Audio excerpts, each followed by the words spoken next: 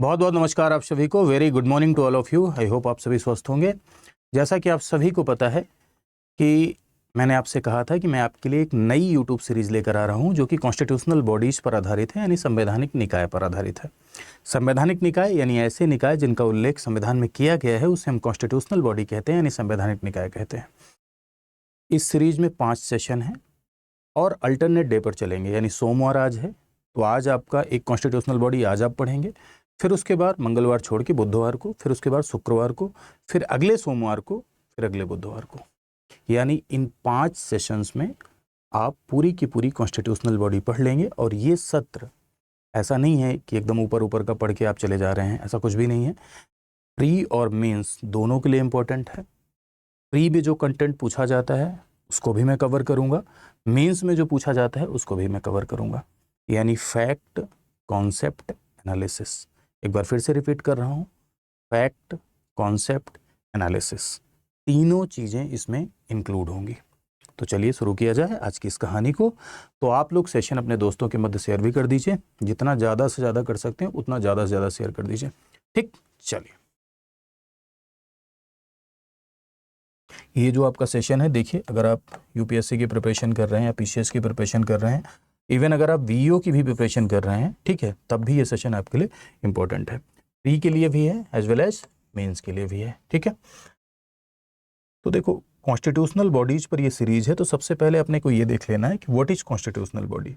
संवैधानिक निकाय क्या होते हैं, सबसे पहले तो यही देख लीजिए। संवैधानिक निकाय यानी कॉन्स्टिट्यूशनल बॉडीज एक ऐसे निकाय होते हैं जिनका उल्लेख संविधान में किया गया है, उसे हम कॉन्स्टिट्यूशनल बॉडी कहते हैं। अगर आप देखेंगे तो सामान्यतः आप दो तरह की बॉडीज देखते हैं। एक को आप कहते हैं constitutional body. Constitutional body means संवैधानिक निकाय, ठीक है मेरे भाइयों। संवैधानिक निकाय भी दो प्रकार के होते हैं, यानी कॉन्स्टिट्यूशनल बॉडीज भी दो प्रकार की होती हैं। एक ऐसी कॉन्स्टिट्यूशनल बॉडी जो कि कॉन्स्टिट्यूशन के द्वारा परमानेंटली इस्टेब्लिश्ड है। ऐसे संवैधानिक निकाय जो बाई कॉन्स्टिट्यूशन परमानेंटली इस्टेब्लिश्ड है, यानी संविधान द्वारा अस्थायी रूप से स्थापित किए गए हैं, जैसे सीएजी, ठीक है। सीएजी ऐसा नहीं है कि प्रत्येक 5 वर्ष बाद गठित हो रही है, प्रत्येक 10 वर्ष बाद गठित हो रही है ना, परमानेंटली इस्टेब्लिश्ड है under article 148 of the constitution. तो ये क्या होगा, ये होगा अस्थायी संवैधानिक निकाय, ठीक है। और एक होता है जिसे आप कहते हैं अस्थायी संवैधानिक निकाय, ठीक है। अस्थायी संवैधानिक निकाय ये टाइम टू टाइम एस्टेब्लिश किए जाते हैं, लाइक फाइनेंस कमीशन, वित्त आयोग। तो वित्त आयोग 5 वर्ष या आवश्यकता अनुसार जब राष्ट्रपति को ऐसा लगता है तो राष्ट्रपति फाइनेंस कमीशन का गठन करता है, ठीक है। आईएससी, इंटर स्टेट काउंसिल, ये ऐसे निकाय हैं जो कि अस्थायी संवैधानिक निकाय हैं। तो एक बार फिर से सुनिएगा व्यवहारिक भाषा में कि जो संविधान के द्वारा परमानेंटली एस्टेब्लिश्ड हैं वो अस्थायी संवैधानिक निकाय होते हैं, परमानेंट कॉन्स्टिट्यूशनल बॉडी है। और जो टाइम टू टाइम एस्टेब्लिश की जाती हैं वो नॉन परमानेंट कॉन्स्टिट्यूशनल बॉडी है, यानी अस्थायी संवैधानिक निकाय है, ठीक है। दूसरा होता है आपका नॉन कॉन्स्टिट्यूशनल बॉडी। अब यहाँ एक थोड़ी सी कंफ्यूजन होती है कि लोग इसको कभी कभी क्या कह देते हैं, अनकॉन्स्टिट्यूशनल कह देते हैं। ध्यान रखना भाई, अनकॉन्स्टिट्यूशनल तो बिल्कुल मत कहना, किसी कीमत पे मत कहना। अनकॉन्स्टिट्यूशनल का मतलब होता है कि ऐसे निकाय जो कॉन्स्टिट्यूशन के अगेंस्ट हो, यानी ऐसे निकाय जो संविधान के खिलाफ हों, उसे हम कहते हैं अनकॉन्स्टिट्यूशनल, या उसे हम कहते हैं क्या, असंवैधानिक। असंवैधानिक का अर्थ ये होता है कि ऐसे निकाय जो संविधान के खिलाफ हैं, ऐसे निकाय जो कॉन्स्टिट्यूशन के अगेंस्ट हैं, लाइक टेररिस्ट ऑर्गेनाइजेशन है ना। कोई भी अगर मान लो टेररिस्ट ऑर्गेनाइजेशन है, आतंकवादी संगठन है, तो वो क्या होगा, वो होगा आपका असंवैधानिक निकाय, ठीक है।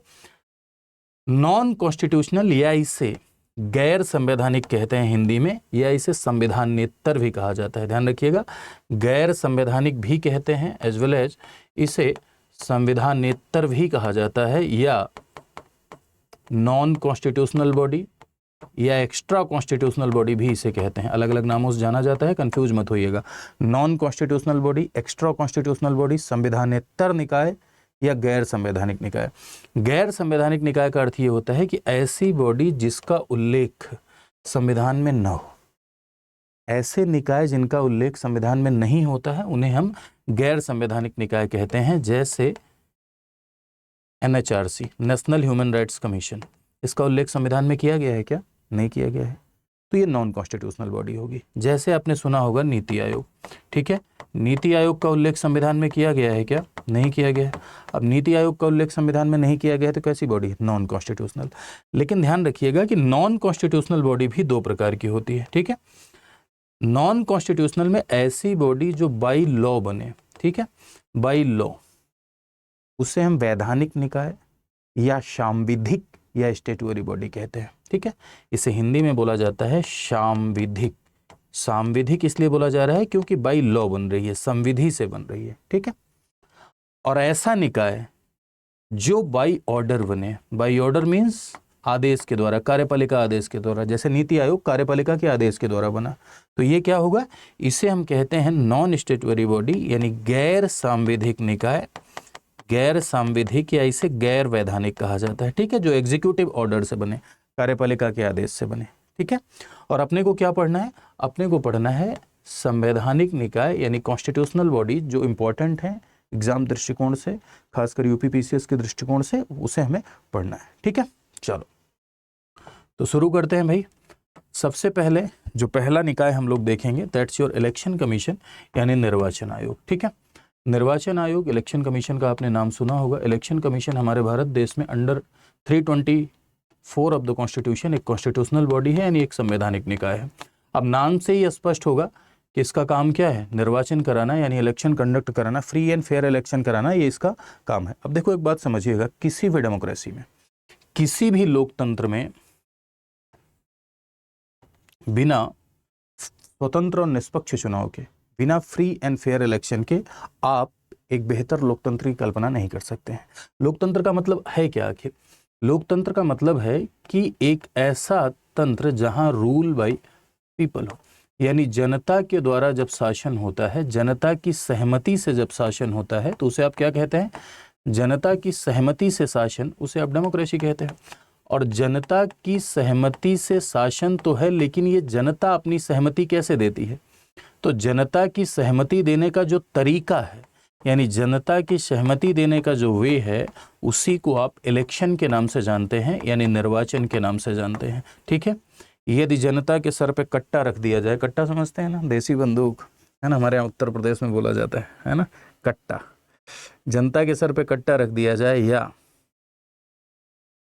किसी को लालच दे दिया जाए, लोफ दे दिया जाए, है ना, शराब पिला के वोट लेना, एक 500 रुपए और एक साड़ी दे के वोट लेना, ये बहुत चलता है ना पंचायतों के चुनाव में। तो इस तरह से अगर कोई व्यक्ति वोट कर रहा है तो क्या उसकी वास्तविक सहमति है? क्या उसका रियल कंसेंट है? नहीं है ना, वास्तविक सहमति नहीं है। तो वास्तविक सहमति नहीं है तो फिर जनता की सहमति का शासन कैसे हुआ?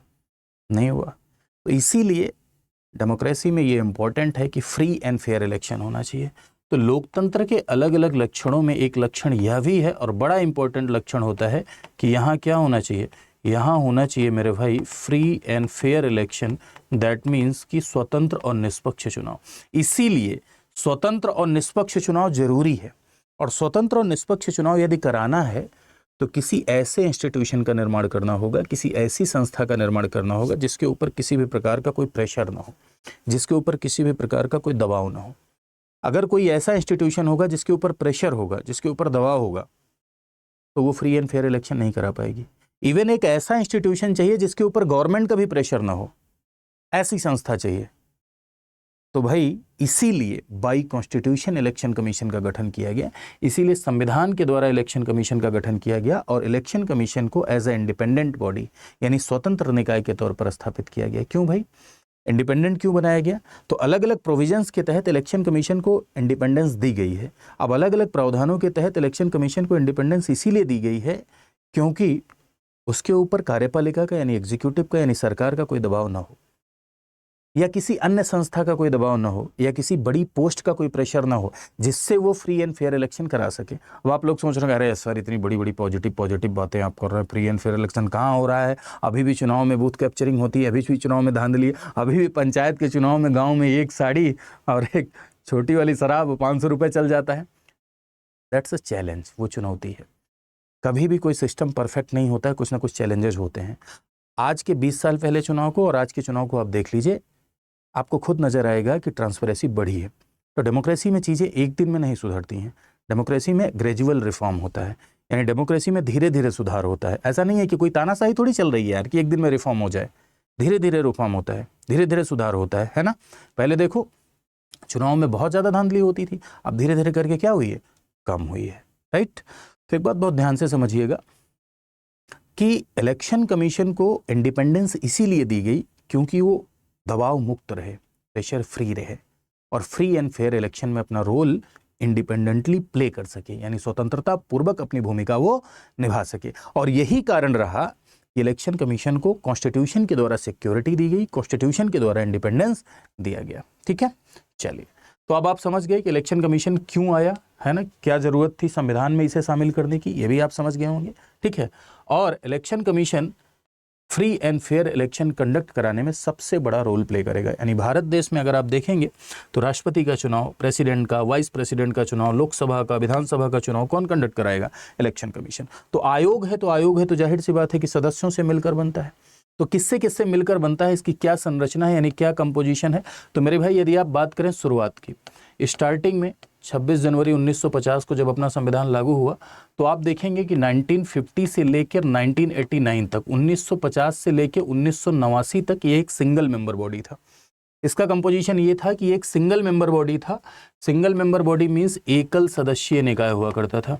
एकल सदस्यीय निकाय हुआ करता था यानी इसमें सिर्फ और सिर्फ एक आयुक्त हुआ करते थे, एक निर्वाचन आयुक्त हुआ करते थे, वन चीफ इलेक्शन कमिश्नर, ठीक है, यानी सिंगल मेंबर बॉडी हुआ करता था। लेकिन 1989 में क्या हुआ कि वोट देने की जो एज है वो 21 साल से कम होके 18 वर्ष कर दी गई और इससे इलेक्शन कमीशन पर और बर्डन बढ़ा। तो सरकार जो तर्क देती है, सरकार के पॉजिटिव में जो तर्क गढ़ा जाता है वो यही है कि भाई इलेक्शन कमीशन पर बहुत बर्डन हो गया, बहुत ज़्यादा बोझ हो गया, तो ऐसे में इलेक्शन कमिश्नर की संख्या बढ़ानी पड़ी और बढ़ाकर कितनी कर दी गई, 1 से 3 कर दी गई। यानी एक चीफ इलेक्शन कमिश्नर होगा और 2 अन्य होंगे। हालांकि कुछ लोग इस बात का भी आरोप लगाते हैं कि उसी दौरान TN सेशन आए थे। आप लोग TN सेशन के बारे में गूगल करके पढ़िएगा। उन्होंने कॉन्स्टिट्यूशनल बॉडीज़ की, खासकर इलेक्शन कमीशन की औकात दिखाई लोगों को कि आखिर क्या होता है इलेक्शन कमीशन। कहा जाता है कि TN सेशन के बारे में बोला जाता है कि वो नेताओं को नाश्ते में खाते थे, है ना। इलेक्शन में रिफॉर्म को लेकर उनकी बहुत बड़ी भूमिका रही। बिहार में चुनाव में बहुत धांधली होती थी और ऐसे में फेयर इलेक्शन कराने में वहाँ भी उनकी बड़ी भूमिका रही, है ना। बहुत ज़्यादा हद तक उन्होंने वहाँ पर फेयर इलेक्शन कराया। तो लोग इस बात का आरोप लगाते हैं, ये एक तरीके का आरोप है, ठीक है। अगर इस तरह की कुछ चीज़ें आपको लिखनी होती हैं मेंस में या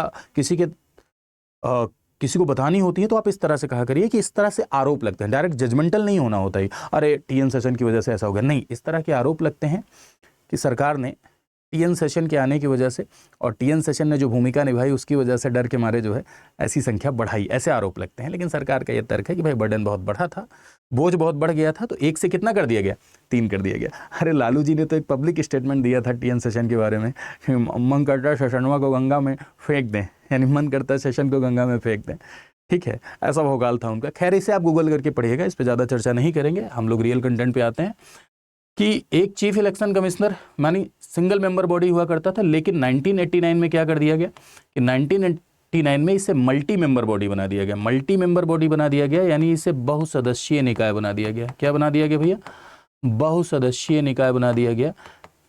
इसे मल्टी मेंबर बॉडी बना दिया गया यानी एक हो गए आपके चीफ इलेक्शन कमिश्नर और 2 हो गए क्या, अन्य आयुक्त, ठीक है। अब एक बात समझिएगा, लेकिन फिर से इसे सिंगल मेंबर बॉडी बनाया गया, फिर से इसे सिंगल मेंबर बॉडी बना दिया गया 1990। फिर उसके बाद 1993 में एक बार फिर से इसे मल्टी मेंबर बॉडी बनाया गया। तो यहाँ से आपको ध्यान रखना है कि 1993 से ये परमानेंट के लिए हो गया कि एक चीफ इलेक्शन कमिश्नर यानी एक मुख्य निर्वाचन आयुक्त, ठीक है, एक मुख्य निर्वाचन आयुक्त प्लस 2 अन्य आयुक्त से मिलकर इलेक्शन कमीशन बनेगा। फिर से सुनिएगा, एक मुख्य निर्वाचन आयुक्त प्लस 2 अन्य आयुक्त से मिलकर इलेक्शन कमीशन बनेगा। क्लियर, ये इसका कंपोजिशन है, ठीक। इनकी नियुक्ति कौन करता है, अब सवाल ये है कि भाई इनकी नियुक्ति कौन करता है। तो स्टार्टिंग में यदि आप अपॉइंटमेंट की बात करें तो 1950 से लेकर आप देखेंगे नियुक्ति, यानी यदि आप अपॉइंटमेंट की बात करें तो इन तीनों लोगों की नियुक्ति 1950 से लेकर 1950 से लेकर 2023 तक राष्ट्रपति के द्वारा हो रही है और प्रेसिडेंट ही नियुक्ति कर रहा है। और आप जानते हैं कि प्रेसिडेंट किसकी सलाह पर कार्य करता है? काउंसिल ऑफ मिनिस्टर की सलाह पर कार्य करता है, मंत्री परिषद की सलाह पर कार्य करता है। तो मंत्री परिषद की सलाह पर राष्ट्रपति ही नियुक्त कर रहा है। लेकिन इस बात के बड़े आरोप लग रहे हैं इसी दौरान, खैर शुरुआत से ही आरोप लग रहे थे कि सरकार अपने लोगों को नियुक्त करती है और अपने लोगों से अपना काम कराती है, सरकार के प्रति इलेक्शन कमीशन बायस्ड रहता है। देखो अक्सर देखो कांग्रेस की सरकार रहती है तो बीजेपी इस बात का आरोप लगाती है, बीजेपी की सरकार रहती है तो कांग्रेस इस बात का आरोप लगाती है, अक्सर ये आरोप लगते रहते हैं।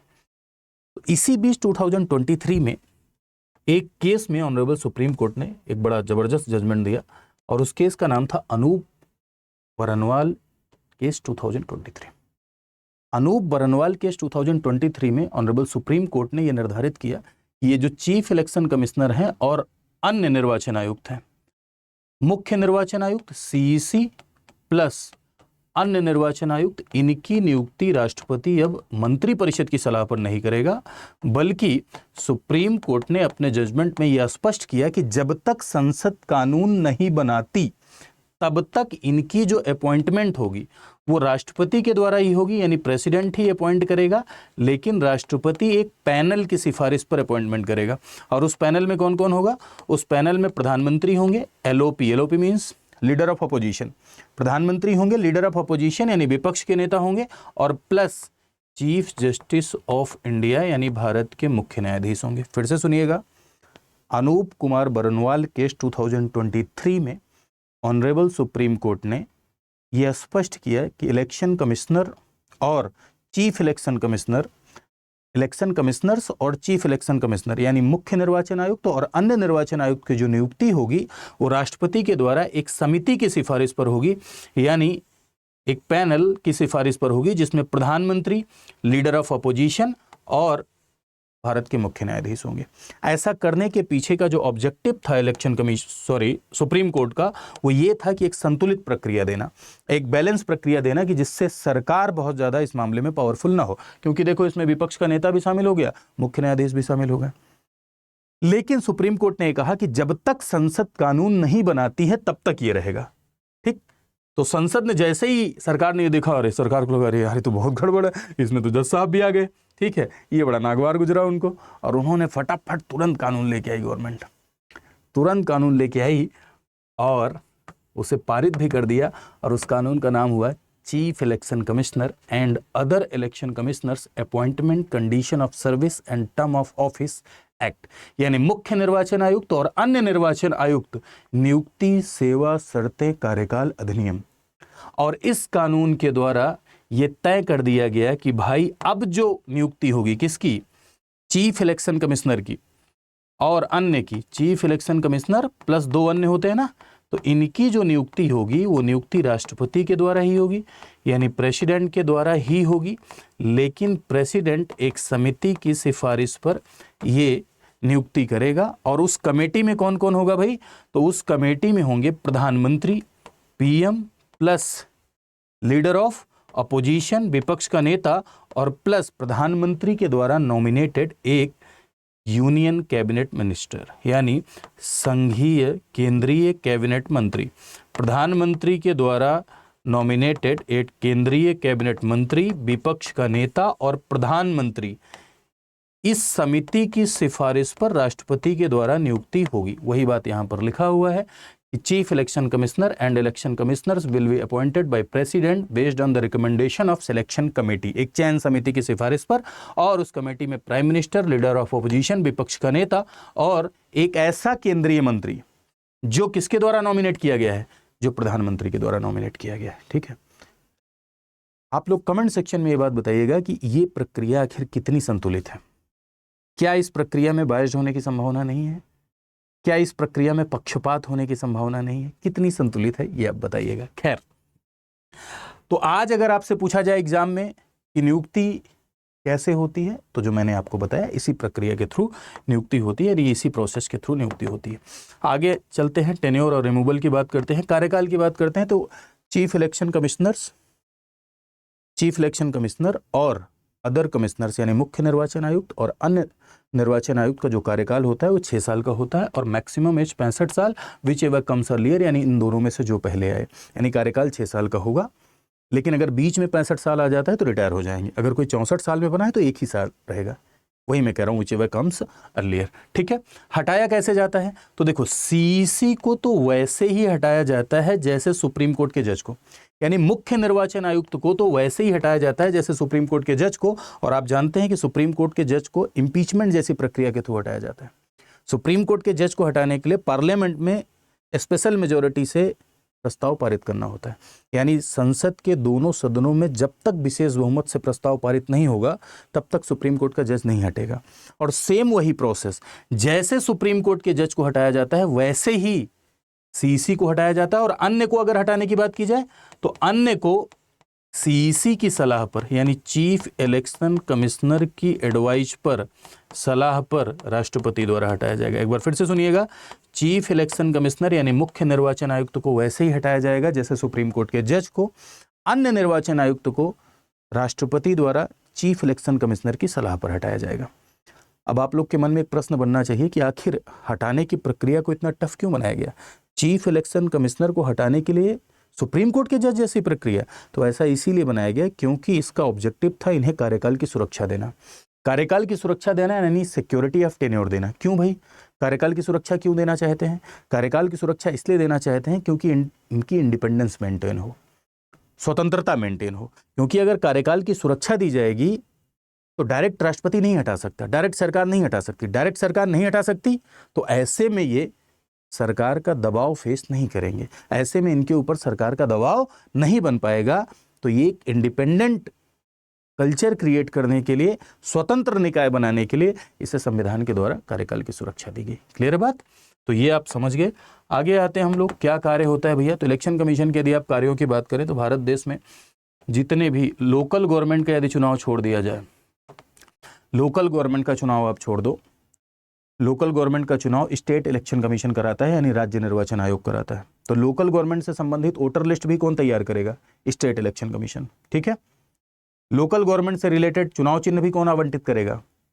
State election commission. लेकिन लोकल गवर्नमेंट को छोड़कर, यानी स्थानीय सरकार, पंचायत, नगर पालिका को छोड़कर बाकी चुनाव हमारे भारत देश में इलेक्शन कमीशन के द्वारा कराए जाते हैं, यानी निर्वाचन आयोग के द्वारा कराए जाते हैं। जैसे प्रेसिडेंट का इलेक्शन, वाइस प्रेसिडेंट का इलेक्शन, ठीक है, लोकसभा का चुनाव, राज्यों में जो विधानसभा का चुनाव होता है, विधानसभा का चुनाव, ये भी इलेक्शन कमीशन के द्वारा ही कराया जाता है। इलेक्टोरल रोल यानी निर्वाचक नामावली तैयार करना। ठीक है, निर्वाचक नामावली तैयार करना। एक बात ध्यान रखिएगा कि पंचायत के चुनाव में अलग निर्वाचक नामावली तैयार होती है। अलग का मतलब यह है कि पंचायत के चुनाव में निर्वाचक नामावली तैयार करने की जिम्मेदारी राज्य निर्वाचन आयोग की है, लेकिन लोकसभा विधानसभा के चुनाव में निर्वाचक नामावली कौन तैयार करता है? Election commission. ठीक है, सिंबल है ना, चुनाव निशान हंसिया, लालटेन, तो सिंबल आवंटित करना ये इलेक्शन कमीशन की शक्ति है। आचार संहिता, मॉडल कोड ऑफ कंडक्ट, आचार संहिता क्या करना? को लागू कराना। चुनावों के दौरान आचार संहिता को लागू कराना। आचार संहिता का निर्माण भी इलेक्शन कमीशन और राजनीतिक दल मिल के करते हैं। ठीक है, और आचार संहिता को प्रॉपरली लागू कराना ये इलेक्शन कमीशन का काम है। ठीक है, इसके अलावा इलेक्शन कमीशन हमारे भारत देश में चुनाव रिफॉर्म से रिलेटेड, यानी इलेक्टोरल रिफॉर्म से रिलेटेड सुझाव भी देता है। इलेक्शन कमीशन हमारे भारत देश में अगर राष्ट्रपति शासन किसी राज्य में लगा है तो उस राज्य में चुनाव हो सकता है या नहीं, अगर मान लो चुनाव संभव नहीं है तो इस बात की भी सलाह देता है वो राष्ट्रपति को। अगर किसी मेंबर ऑफ पार्लियामेंट को डिस्क्वालीफाई करना है या राज्य में किसी एमएलए को डिस्क्वालीफाई करना है, अयोग्य हो रहा है कोई, तो उसका निर्णय कौन लेता है? तो एक बात समझिएगा कि अगर किसी सांसद को यानी एमपी को, स्टेट में किसी विधायक यानी एमएलए को यदि डिस्क्वालीफाई किया जाता है तो दल बदल कानून छोड़ दो, एंटी डिफेक्शन लॉ छोड़ दो, बाकी सभी मामले में डिसीजन प्रेसिडेंट लेता है, सभी मामले में निर्णय राष्ट्रपति लेता है। दल बदल कानून के तहत यानी एंटी डिफेक्शन लॉ के तहत यदि कोई मेंबर ऑफ पार्लियामेंट या member of legislative assembly, MLA, MP, विधायक, सांसद अगर डिस्क्वालीफाई होता है, अयोग्य होता है, तो उसका निर्णय स्पीकर चेयरमैन लेता है। लेकिन मेरे भाई, दल बदल कानून को छोड़कर बाकी सभी मामलों में निर्णय प्रेसिडेंट लेता है और प्रेसिडेंट को इस पर सलाह देता है इलेक्शन कमीशन। यानी अयोग्यता के मामले में यानी किसी भी एमपी एमएलए, ठीक है, एमपी है एमएलए है, इसको डिस्क्वालीफाई करना है तो राष्ट्रपति यदि निर्णय ले रहा है तो इस पर ये क्या देता है, सुझाव देता है। ठीक है, ये थोड़ा सा मिसप्रिंट है। ठीक है, इलेक्शन कराना, इलेक्शन का रिजल्ट डिक्लेयर करना, अगर इलेक्शन में किसी भी प्रकार की बाधा आई है तो उस इलेक्शन को शून्य घोषित करना, ये किसका काम है, ये इलेक्शन कमीशन का काम है। ध्यान रखिएगा, इलेक्शन कमीशन के पास प्रशासनिक कार्य भी होते हैं, एडमिनिस्ट्रेटिव वर्क भी हैं, क्योंकि जिस समय इलेक्शन चल रहा है उस समय उसके पास एग्जीक्यूटिव पावर भी होती है। वो राष्ट्रपति से कर्मचारी और अधिकारियों की मांग करता है। ठीक है, राज्य में राज्यपाल से, केंद्र में राष्ट्रपति से कर्मचारी और अधिकारियों की मांग करता है पूरा का पूरा सिस्टम बिठाने के लिए, पूरा का पूरा इलेक्शन कराने के लिए। तो उसके पास एडमिनिस्ट्रेटिव पावर भी होती है इलेक्शन के दौरान। इलेक्शन कमीशन के पास निर्वाचन कराने की शक्ति तो है ही है, साथ ही साथ इलेक्शन कमीशन एक हाफ जुडिशियल बॉडी भी है। अब आपके मन में ये आ रहा होगा कि इलेक्शन कमीशन मेरे भाई हाफ जुडिशियल बॉडी कैसे है। ठीक है, half judicial body election commission कैसे है, तो हाफ जुडिशियल बॉडी इस तरीके से है कि ये चुनाव चिन्ह से रिलेटेड जो विवाद होता है, ध्यान रखना, चुनाव चिन्ह से रिलेटेड विवाद, चुनाव से रिलेटेड नहीं, चुनाव चिन्ह यानी हंसिया चुनाव निशान, ये जो मिल रहा है लालटेन, ठीक है, हाँ, कमल को फूल, एक बार हुआ था ना चुनाव चिन्ह से रिलेटेड विवाद सपा में, साइकिल को लेके, है ना, चाचा और भतीजे में। तो चुनाव चिन्ह से रिलेटेड अगर कोई विवाद है तो इन विवादों का निपटारा कौन कराता है, इन विवादों का निपटारा इलेक्शन कमीशन कराता है। इलेक्शन कमीशन की एक शक्ति ये है कि किसी भी पॉलिटिकल पार्टी को मान्यता देना, राजनीतिक दल को मान्यता देना, ये भी इलेक्शन कमीशन का काम है। तो ऐसे में राजनीतिक दल के मर्जर को लेकर, दो राजनीतिक दल के मर्जर को लेकर या राजनीतिक दल का विभाजन हुआ है तो उससे रिलेटेड अगर कोई विवाद खड़ा हो जाता है तो उन विवादों का निपटारा कौन कराता है, इलेक्शन कमीशन कराता है। ध्यान रखिएगा, चुनाव चिन्ह से रिलेटेड चुनाव चिन्ह सिंबल से रिलेटेड अगर कोई डिस्प्यूट खड़ा होता है या किसी भी राजनीतिक दल के विभाजन से रिलेटेड अगर कोई डिस्प्यूट खड़ा होता है तो उसका निपटारा कौन कराता है, इलेक्शन कमीशन कराता है। लेकिन राष्ट्रपति उपराष्ट्रपति से संबंधित अगर चुनाव विवाद है तो इलेक्शन कमीशन नहीं कराता, तो उन विवादों का निपटारा सुप्रीम कोर्ट कराता है। एमपी एमएलए से रिलेटेड इलेक्शन डिस्प्यूट है तो उसका निपटारा हाई कोर्ट कराता है। तो इसमें कंफ्यूज मत होइएगा। ठीक है, चलो आगे आते हैं। What is the importance of the election commission. तो भाई भारत देश में डेमोक्रेटिक प्रोसेस को इंश्योर करता है फ्री एंड फेयर इलेक्शन कराकर। ठीक है, स्वतंत्र और निष्पक्ष चुनाव के माध्यम से वो एक लोकतांत्रिक प्रक्रिया को स्थापित करने का काम करता है ना, डेमोक्रेटिक प्रोसेस। क्योंकि जाहिर सी बात है कि लोकतंत्र में अगर आप फ्री एंड फेयर इलेक्शन नहीं देख रहे हैं तो इसका सीधा सा मतलब है कि वो लोकतंत्र वहाँ पर क्या हो रहा है, धीरे धीरे फेल हो रहा है। ठीक है, एक तरीके से गार्जियन ऑफ द डेमोक्रेसी है, यानी लोकतंत्र के अभिभावक के तौर पर कार्य कर रहा है। ठीक है, लोकतंत्र के अभिभावक के रूप में यानी गार्जियन ऑफ डेमोक्रेसी के रूप में लोगों के मन में इलेक्शन प्रोसेस को लेकर, क्योंकि इलेक्शन कमीशन चुनाव करा रहा है तो इलेक्शन कमीशन अगर ट्रांसपेरेंट इलेक्शन कराएगा तो चुनाव के प्रति लोगों के मन में एक ट्रस्ट पैदा होगा, है ना। अगर धांधली हो रही है, बूथ लूट ले रहे हैं, लोगों को मार दे रहे हैं, तो ट्रस्ट कहाँ पैदा होगा। तो अगर निष्पक्ष चुनाव होगा तो लोगों का ट्रस्ट बनेगा। तो वही बात है कि maintain public trust in election process, यानी निर्वाचन प्रक्रिया में क्या करता है, निर्वाचन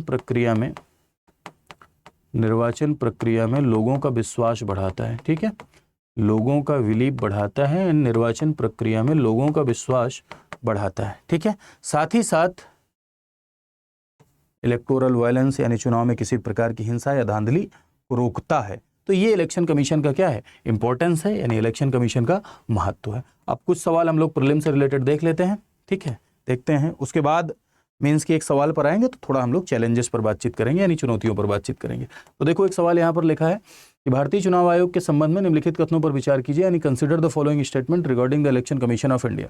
ये आर्टिकल 324 के तहत एक कॉन्स्टिट्यूशनल बॉडी है, संवैधानिक निकाय है।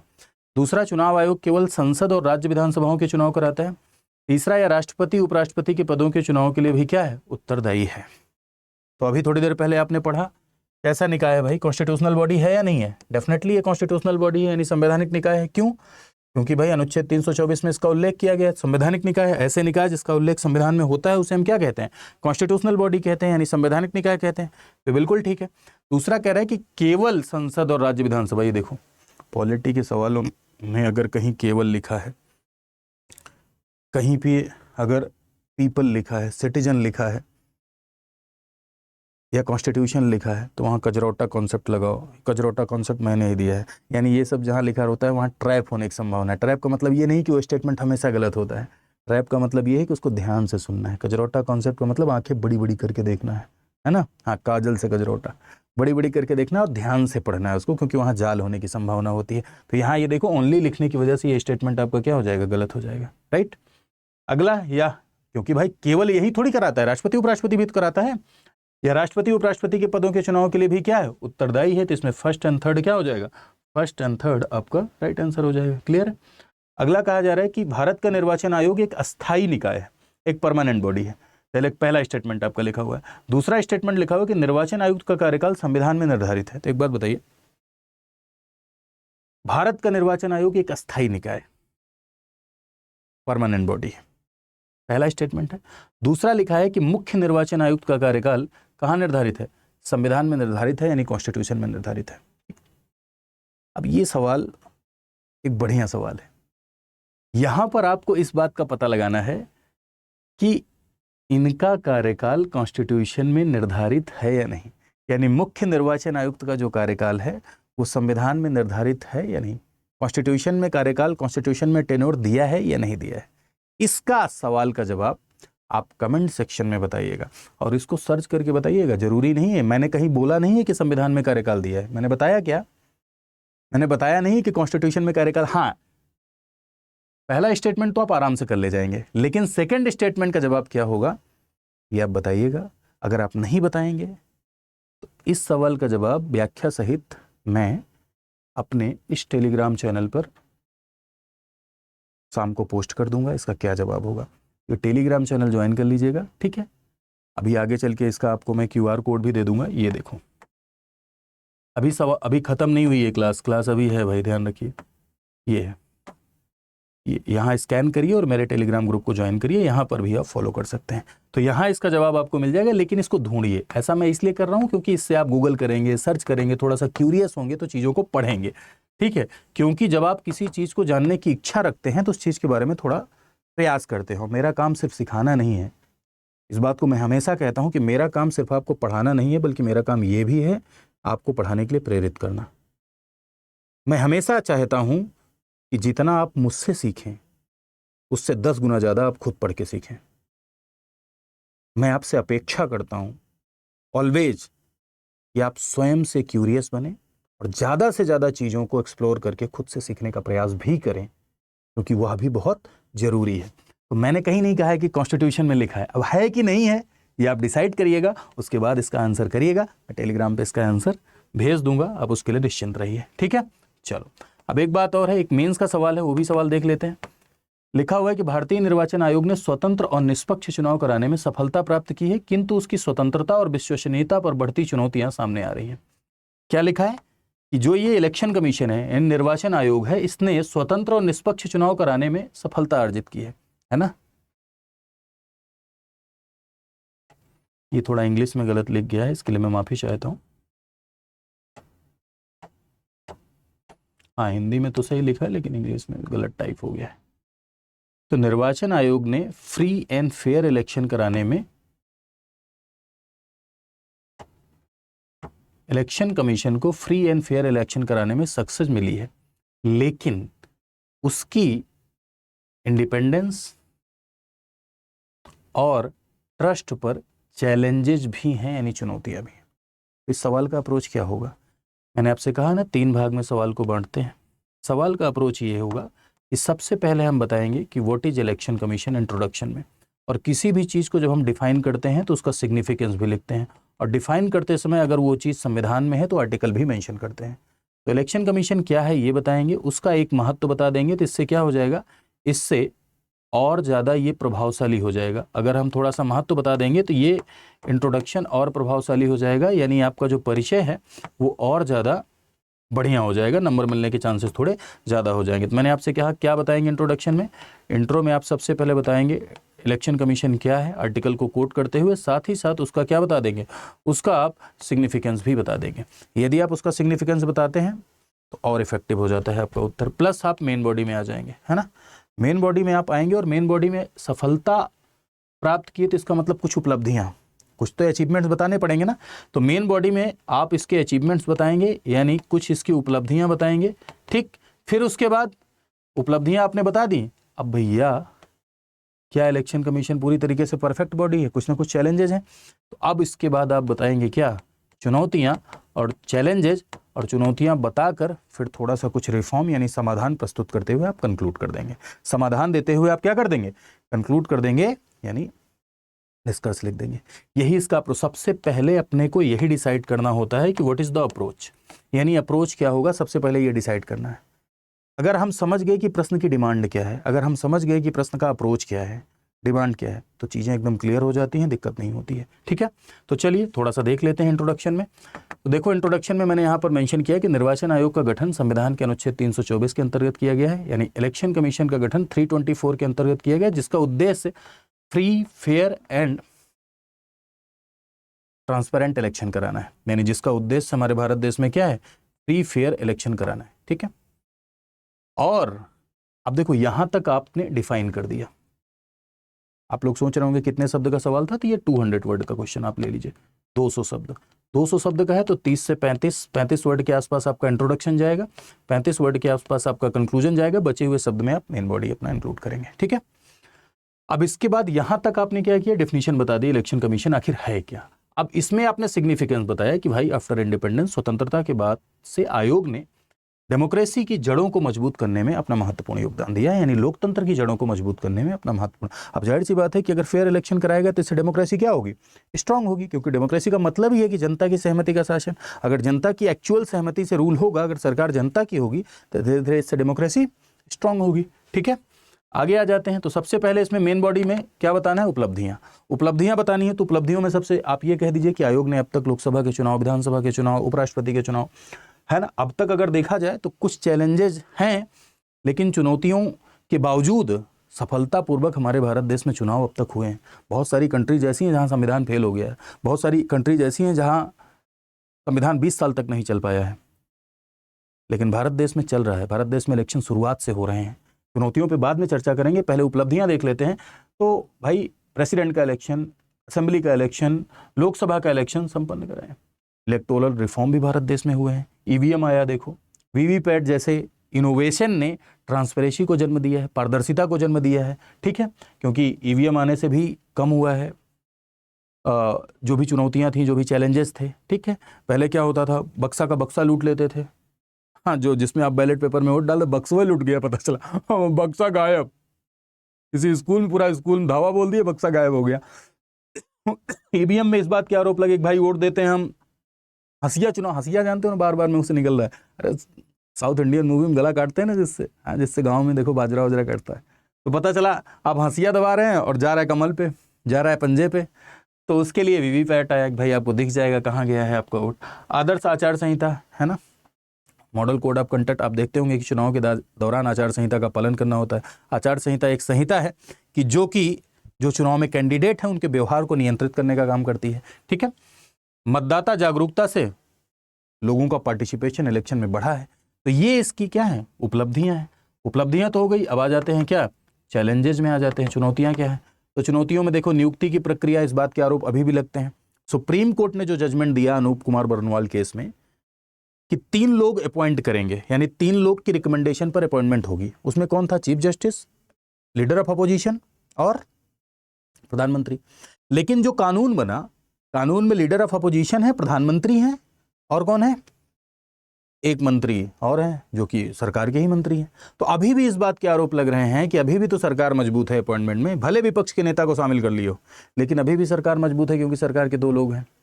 तो नियुक्ति की प्रक्रिया में सरकार का पलड़ा भारी है, यानी सरकार का पक्ष मजबूत है, इस बात के आरोप लगते हैं। तो ये एक बड़ा चैलेंज है भाई, कि अगर नियुक्ति सरकार ही अपने आदमी को नियुक्त कर देगी तब तो दिक्कत है।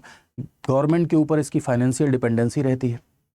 अब गवर्नमेंट के ऊपर फाइनेंशियल डिपेंडेंसी रहती है तो कहीं कहीं गवर्नमेंट के प्रति बायस्ड होने की पॉसिबिलिटी निकल कर सामने आती है, ये एक चुनौती है। पॉलिटिकल प्रेशर, ध्रुवीकरण, ये आप जानते ही हैं कि आजकल पॉलिटिकल प्रेशर के आरोप बहुत सारे लगते हैं। ध्रुवीकरण, आजकल अलग अलग राजनीतिक पार्टियां, अलग अलग लोग धर्म के नाम पे, जाति के नाम पे, जनजाति के नाम पर लोगों को भ्रमित करते हैं और लोगों को भ्रमित करते हैं, उससे चुनाव की दिशा मोड़ते हैं, जिससे जनता की एक्चुअल कंसेंट के बजाय पता चला ध्रुवीकरण की राजनीति की वजह से, ये पोलराइजेशन की वजह से जनता का सहमति दूसरी हो जाती है, जनता का अपना खुद का जो सोचने का तरीका है वो बदल जाता है। ये भी चुनाव के प्रति क्या है, एक बड़ी चुनौती है।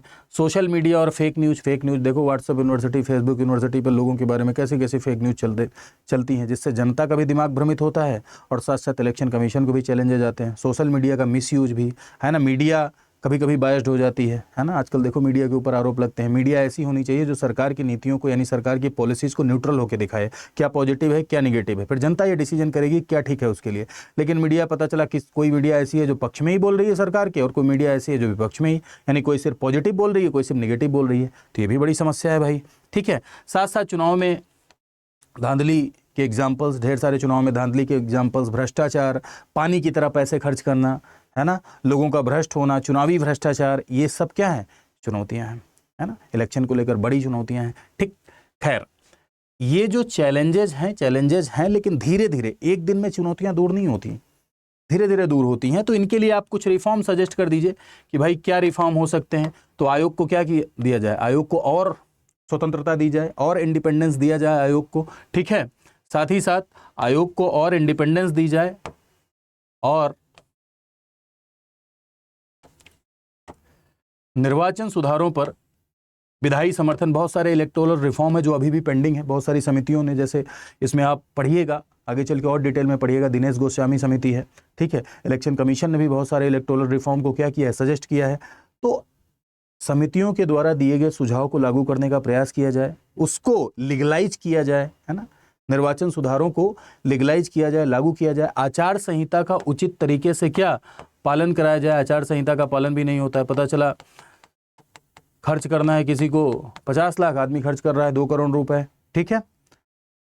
तो आचार संहिता का पालन पूरी तरीके से कराया जाए। जो भी इलेक्टोरल रिफॉर्म है, जो भी निर्वाचन सुधार हैं, उनको संतुलित वे में लागू करने का प्रयास किया जाए। आयोग की स्वतंत्रता को बढ़ाया जाए, साथ साथ अवेयरनेस इन पीपल भी बढ़ाया जाए, क्योंकि लोगों के अंदर जितना ज़्यादा अवेयरनेस रहेगी वो उतना ही उचित कैंडिडेट अपने लिए चुनेंगे। इंडियन डेमोक्रेसी का सबसे बड़ा डिमेरिट ये है कि लोग अभी खुद अवेयर नहीं है। पता चला आदमी धर्म के नाम पे वोट दे रहा है, जाति के नाम पे वोट दे रहा है, इस आधार पे वोट ही नहीं दे रहा है कि पर्टिकुलर व्यक्ति हमारी आवाज़ बने। वो वोट दे रहा है प्रभाव में, फलाने के पास बहुत फॉर्चूनर है, ठीक है, चलो उन्हीं को वोट दे दिया जाए, राइट। तो ये कुछ रिफॉर्म सजेस्ट करते हुए आप सीधे कंक्लूड करेंगे और ये आप कहेंगे कि भाई निर्वाचन आयोग लोकतंत्र के प्रहरी के रूप में अपनी साख बनाई है। Election commission has earned the reputation of being the guardian of the Indian democracy, लेकिन फिर भी वर्तमान में उसकी संवैधानिक स्वायत्तता और निष्पक्षता की रक्षा लोकतंत्र के स्वास्थ्य के लिए अनिवार्य है। आवश्यक सुधारों के माध्यम से आयोग को और अधिक सशक्त बनाने की मांग है, यानी रिफॉर्म के माध्यम से आयोग को और अधिक इंपावर किया जाना चाहिए, यानी और अधिक सशक्त बनाया जाना चाहिए। अब देखो कंक्लूजन ही ये दिखाता है कि आप कितने अच्छे अधिकारी हैं। कंक्लूजन में सीधे सीधे अरे बहुत खराब है, हटाओ नहीं। अब विपुल त्रिपाठी के बारे में आपको लिखना है तो सबसे पहले विपुल त्रिपाठी का आपको मूल्यांकन करना है, इवेल्युएट करना है। सबसे पहले आप बताएंगे मैं क्या हूँ, मैं कौन हूँ। आप बता दिए कि एक मास्टर हैं, वकील साहब हैं, ठीक है, फलानी जगह पढ़ाते हैं, हो गया, बस इतने में इंट्रोड्यूस हो गया मैं। फिर आप बता दिए कि मेरा ये मेरिट है, ठीक है, ये मेरा पक्ष है, जो भी आपको अच्छा लगता है मेरे बारे में। फिर आप बता दिए कि ये इनका निगेटिव है, बहुत खड़ूस है, इनका मुँह ही खड़ूस है, चलो ठीक है, पक्ष विपक्ष हो गया। अब उसके बाद कंक्लूजन में हाँ ये बहुत बढ़िया है, लेकिन ये जो खड़ूसपना है उसको सुधार दिया जाए तो और बढ़िया हो जाएगा। तो वैसे इलेक्शन कमीशन बहुत बेहतर है, लोकतंत्र का गार्जियन है, लेकिन जो चैलेंजेस हैं उन चैलेंजेस में यदि रिफॉर्म कर दिया जाए तो ये और सशक्त हो सकता है और ऐसा प्रयास किया जाना चाहिए। तो ये एक बेस्ट कंक्लूजन होता है। चलिए, बहुत अच्छा। तो आई होप आपने इस सेशन को एंजॉय किया होगा, आपको अच्छा लगा है। Thank you so much to all of you. ठीक है, मेरा नाम है विपुल त्रिपाठी और लगभग 9-10 सालों का मुझे टीचिंग एक्सपीरियंस है इस फील्ड में, ऑनलाइन ऑफलाइन पढ़ाने का। और ये मेरा टेलीग्राम ग्रुप है। ये जो आपने देखा इसका PDF यदि आपको चाहिए तो आप इसको स्कैन करिए, टेलीग्राम चैनल के साथ जुड़िए, वहाँ मैं PDF दे दूंगा, अभी घंटे 2 घंटे में आ जाएगा आपके पास। ये इंस्टाग्राम पेज है, यहाँ पर भी आप मुझे फॉलो कर सकते हैं। किसी प्रकार का डाउट है तो यहाँ आप मुझसे डाउट पूछ सकते हैं। ठीक है। यदि आप मेरे साथ जुड़ के पूरी कंप्लीट तैयारी करना चाहते हैं, पूरी की पूरी कंप्लीट तैयारी यदि आप करना चाहते हैं हमारे स्टडी IQ के साथ परिवार के साथ जुड़ के, तो आप हमारे कोर्सेज में भी इनरोल कर सकते हैं। जो हमारे यहाँ कोर्सेज चल रहे हैं उसमें भी आप इनरोल कर सकते हैं। इसके लिए आपको करना क्या होगा, तो यदि आप कोर्सेज में इनरोल करना चाहते हैं मेरे भाई, कंप्लीट तैयारी करना चाहते हैं, प्री मेंस इंटरव्यू की कंप्लीट तैयारी, तो आप यहाँ गूगल पे जाइए, लिखिए स्टडी IQ, सिर्फ स्टडी IQ लिखिए, गूगल पे जाइए और आपको लिखना है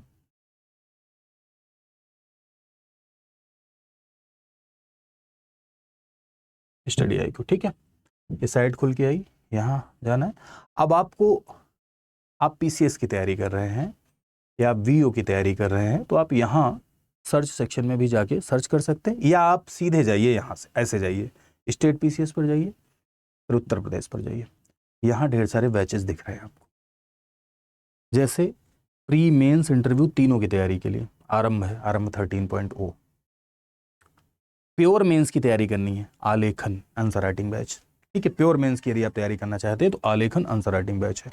इसमें आंसर राइटिंग कराई जाएगी वैसे जैसे अभी अभी एक सवाल लेके मैंने कराया, आपको बताया, वैसे ही कराई जाएगी इसमें। ठीक है, और यदि आप पूरा पढ़ चुके हैं, आपको लगता है कि भाई अब सिर्फ हमको टेस्ट देने की ज़रूरत है, तो आप इस टेस्ट सीरीज में इनरोल कर सकते हैं। और यदि आप बिगिनर हैं, आपको लग रहा है कि अभी पढ़ने की ज़रूरत है, जैसा अभी मैंने आपको पढ़ाया इस तरह से अगर पूरा सब्जेक्ट पढ़ा दिया जाए, सब कुछ पढ़ा दिया जाए, तो मेरे लिए बहुत बेहतर रहेगा, आप इसमें इनरोल कर सकते हैं। खास बात यह है कि जब आप इसमें इनरोल करते हैं, फीस देते हैं, पढ़ते हैं और प्री पास कर जाते हैं, तो जो भी पैसा आपने दिया वो पैसा आपको वापस हो जाता है। ठीक है, पैसा आपको थोड़ा ज़्यादा दिख रहा होगा, 25,999 रुपये दिख रहा है, लेकिन जब आप इसमें ये कोड लगाएंगे मेरे भाई, ठीक, ये कोड लगाएंगे VL लाइव, तो इसमें आपको मिल जाएगा मैक्सिमम डिस्काउंट। ठीक है, सबसे ज़्यादा डिस्काउंट इसी पे मिलता है। कोड का ऑप्शन ढेर सारा आता है, दिवाली, दशहरा, लेकिन सबसे ज़्यादा डिस्काउंट आपको मिलता है किस पर, फैकल्टी कोड पर। अब कैसे परचेज करना है, तो आप यहाँ पे क्लिक करिए, बाय नाउ पे जाइए। ठीक है, दो तरह के बैचेज हैं, एक गोल्ड है, एक प्लेटिनम है। गोल्ड में 2 साल की वैलिडिटी है, क्लासेज मिलेंगी, मेंटोरशिप मिलेगी, ई नोट्स मिलेगा और 2 साल की वैलिडिटी। लेकिन जब आप प्लेटिनम परचेज करेंगे तो 4 साल की validity plus classes, e notes, एक फाउंडेशन बैच रिकॉर्डेड, एक NCERT बैच रिकॉर्डेड, एक प्री का क्रैश कोर्स, एक MCQ बैच, यानी जितनी भी चीज़ें तैयारी के लिए चाहिए सब आपको मिल जाती है प्लेटिनम में। अगर आप जानना चाहते हैं और क्या क्या फीचर्स हैं, तो मेरे भाई आप यहाँ से डाउनलोड करके जान सकते हैं कि क्या क्या फीचर्स हैं। यहाँ बाय नाउ पर जाइएगा, यहाँ अपना नंबर डालिएगा। नंबर यदि आप डालेंगे तो आपके पास OTP आएगा, OTP इंटर करने के बाद आपको पेज का एक्सेस मिल जाएगा। वहाँ आप कूपन कोड लगाइएगा। फ़ोन से अगर आप देख रहे हैं तो कूपन कोड का ऑप्शन नीचे आता है, लैपटॉप से देखेंगे तो कूपन कोड का ऑप्शन इधर ही आपको दिखेगा। ठीक है, लगा के आप कोर्स में इनरोल कर सकते हैं और अपनी तैयारी को आगे बढ़ा सकते हैं। ठीक है, तो आज के लिए इतना ही, बाकी हम लोग परसों मिलेंगे। आज के सेशन को शेयर करिएगा अपने दोस्तों के मध्य, खूब शेयर करिएगा। परसों हम लोग मिलेंगे और परसों दूसरी कॉन्स्टिट्यूशनल बॉडी के साथ हम लोग चर्चा करेंगे। तो आज के लिए इतना ही। Thank you so much to all of you. खूब खुश रहिए, खूब स्वस्थ रहिए, खूब मोटाइए। मोटाने का अर्थ फूलना नहीं है, मोटाने का अर्थ है बी हेल्दी।